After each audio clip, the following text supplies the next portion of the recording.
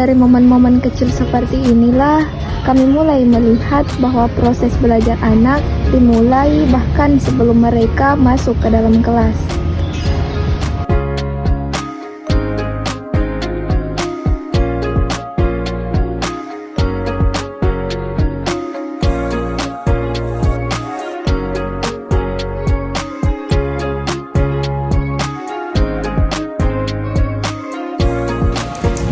Guru meminta anak-anak berbaris sebelum memasuki kelas. Sebagian anak langsung mengikuti, sebagian lagi sibuk bermain dan sulit diatur. Anak-anak merespon instruksi guru dengan cara yang berbeda-beda.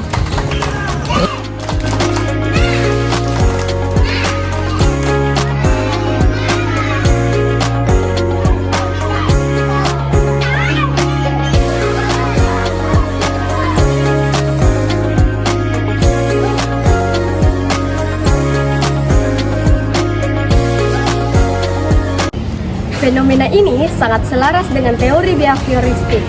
Instruksi guru bertindak sebagai stimulus dan respon anak menunjukkan sejauh mana mereka paham dan mengerti akan aturan tersebut. Kegiatan belajar di TK Al-Hidayah banyak menggunakan lagu tentang huruf, angka, anggota tubuh. Lagu membuat pelajaran terasa menyenangkan, mudah diingat dan mudah diikuti. Ini kembali memperkuat teori behavioristik. Lagu menjadi stimulus berulang yang membuat anak menghafal. Setelah memasuki kelas, tampak jelas perbedaan karakter anak. Ada yang fokus mendengarkan, ada yang cepat memahami arahan, ada yang pasif, dan ada yang lebih memilih bermain.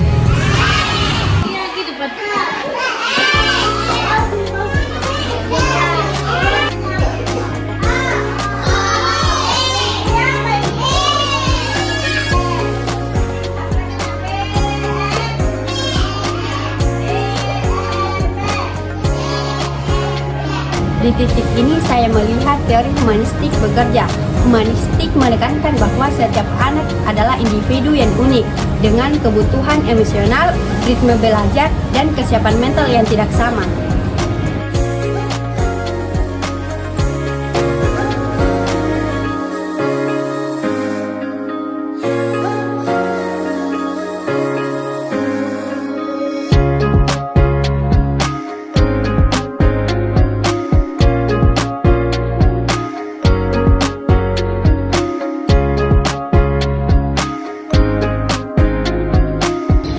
Ada anak yang memilih warna untuk mewarnai tanpa meniru dan menemukan cara sendiri menggunakan alat gambar.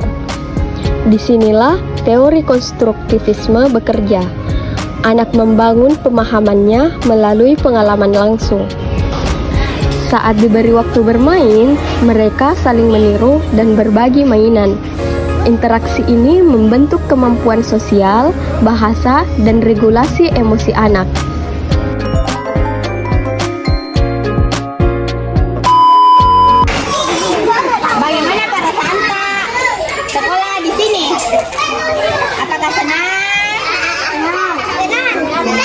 Senang karena apa?